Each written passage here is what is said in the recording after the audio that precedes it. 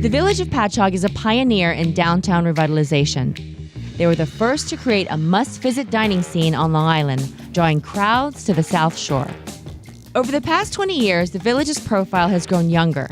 On weekends, Patchogue is bustling, traffic crawls, the bars play loud music, and many of the restaurants are filled with reservations. How did all of this growth start? What places do I need to try? And what happens to a town that develops so quickly? I made my way east to experience all of the action for myself. Join me as I explore one of Long Island's hottest dining destinations, Patchogue.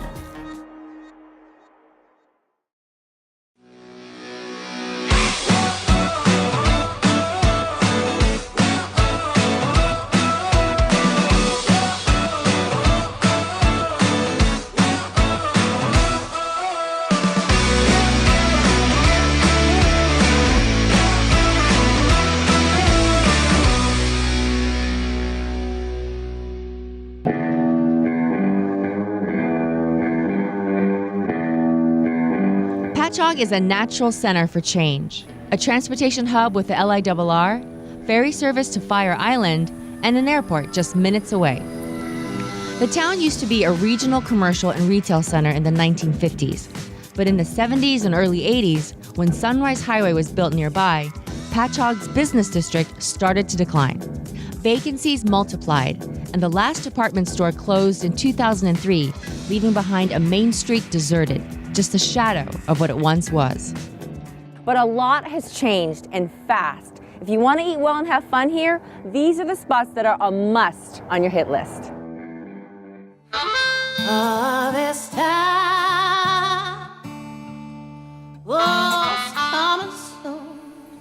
During the dark times of Main Street history, there was one early settler who made it its mission to bring Patchogue back to life.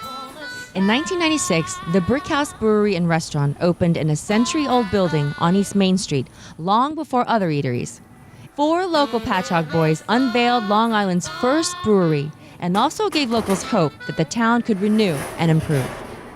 So why did the owners choose this spot to open Brickhouse? A couple of the owners, they were out on a business trip, and they had gone to a brew pub in that state, and they really enjoyed the vibe of having the brewery and the restaurant in the same building, and they just wanted to give back to their community. They were natives. They wanted to see Main Street get revitalized. So tell me what we have, because it looks like I'm probably going to start light to dark. Yes. So right now, this beer is brewed with fresh clementines as well as craisins. That's light, it's nice.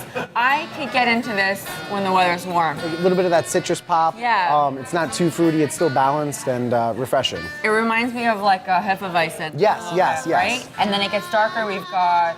This one is a spice beer. It's made with Long Island pumpkins as well, and our own spice blend as well as fresh ginger. Okay. And this is our Brickhouse Red, which is one of our staple 5. It's a malty English style red that's got some chocolate notes as well as a little bit of nutty and toffee notes as well. You guys have been here for a long time. The mayor has been given a lot of credit as well for really helping to revitalize and making what's so great about Patchogue now. What do you think about that? Yeah, I mean, the proof is in the pudding. I mean, all you have to do is look at Main Street. And at this point, people know how to pronounce the name, so that's definitely a big change. What was it before, then, if you wouldn't know? Patchogue, Patchogue, you name it, Okay. they butchered it. Uh-huh. It's been night and day in the last 10 years alone. Mayor Paul Pontieri has lived in Patchogue his entire life, and most all of his family members, including 52 first cousins, still live in the neighborhood.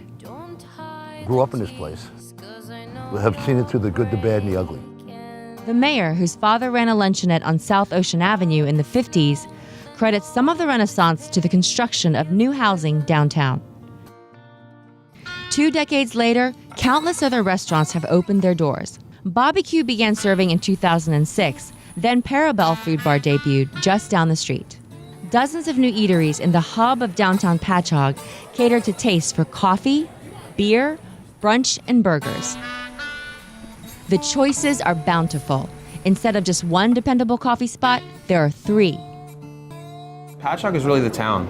You know, people are questioning Manhattan, right? They're questioning New York City is, will it ever be oversaturated? And the cool thing about it is that people from Manhattan are actually coming and partying in Patchogue. That's me. So exactly. So I think, you know, Patchogue has been full of energy, full of youth. We have a great chamber here, and I think hats off to everybody in this community to continue to make what it is. Thank you. Let's grab a bite at Catch Oyster Bar, a former hair salon that's now the spot for fresh oysters, a cold brew, and a good time.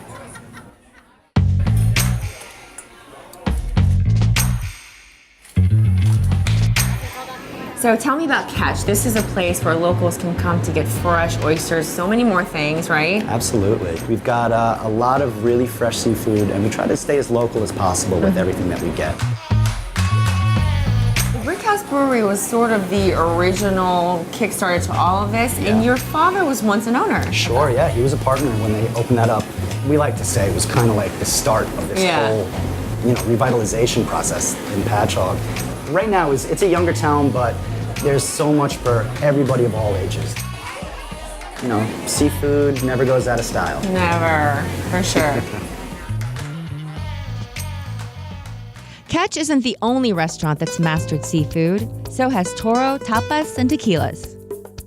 Barcelona is like my soul. It's my second home in a way. I go there every summer. So when I saw that you guys were here in Patchogue, I'm like, I gotta go there for whenever I need my Spanish food fix.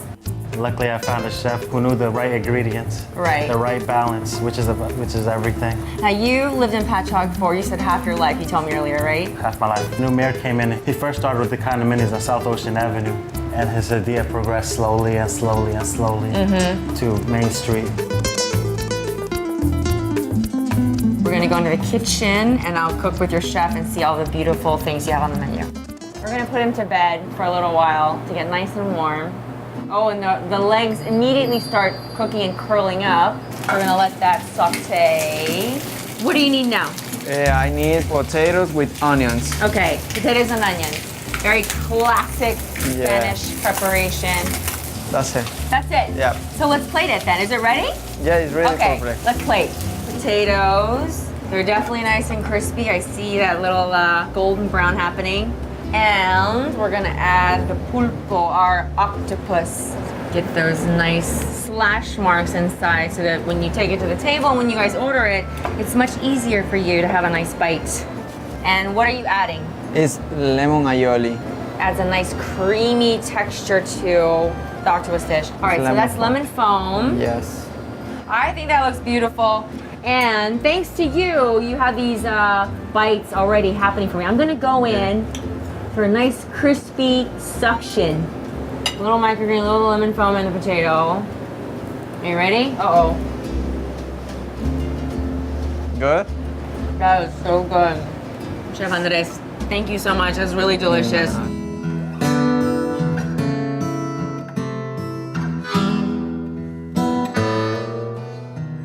Do you think there'll ever be a time where there's too much action, too many businesses opening?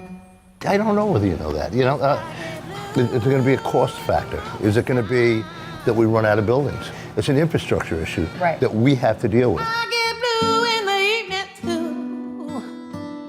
The possibility of overdevelopment hasn't deterred innovative young entrepreneurs from choosing to bring their business know-how to the town's growing scene. One of these entrepreneurs is Ace Coffee owner Brian Lentini, who loves that he was able to open his business where he grew up. I've always loved Patchogue. What's way different from when I was growing up, my father had a store on Main Street in the 80s. I can't even think of one restaurant. I actually don't think there was one restaurant on Main Street.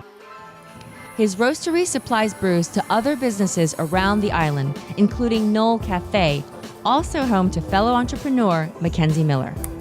You are a Long Island native, of course, and you're in a town over is kind of your hometown? Yeah. So I grew up in Bayport, Blue Point. My family has a few places in Patchogue, so I was always around Main Street, around Patchogue area. So for me, this is home. Mackenzie, these are flavors that I know really well. Growing up Korean, you know, having like the tuna, of course, and the edamame, the ginger and the carrots and that dressing. It's really, really delicious. Okay, so I've had my meal. Now we're gonna skip over to the acai. So this is not just acai, it is your own special mix, Noel's mix. Right. It reminds me in consistency of kind of like, it's not creamy like an avocado, but it does have the fat, so it has a richness. Right, it's almost like a sorbet. Yeah, it's like an awesome rich sorbet. Yeah. Okay, so what do you do to dress this thing? So we dress it with our homemade granola, banana right down the middle, blueberries, strawberries, topped with coconut, and then honey. I mean, a lot of the times, I don't know about you guys, but when you think of coconut, it can be very sweet, but it's not natural. I mean, that has been sweetened with sugar, and this isn't. No, so unsweetened. that is beautiful. And then we're gonna top it with honey? Yep. Okay, let's go for the dive. All right, I definitely must get, I won't be able to get everything in here, but I gotta try your homemade acai blend. How am I gonna get to it, Mackenzie? This is loaded. I know. Okay, I want some texture and crunch. Really tasty. Love the texture combinations. The colors are great. Thank you so much, Mackenzie. You're welcome. I'm out of here with mine. acai bowl. Following you. More than 2 decades after Brickhouse Brewery first opened, the beer still flows and other new eateries welcome diners along its main street and beyond.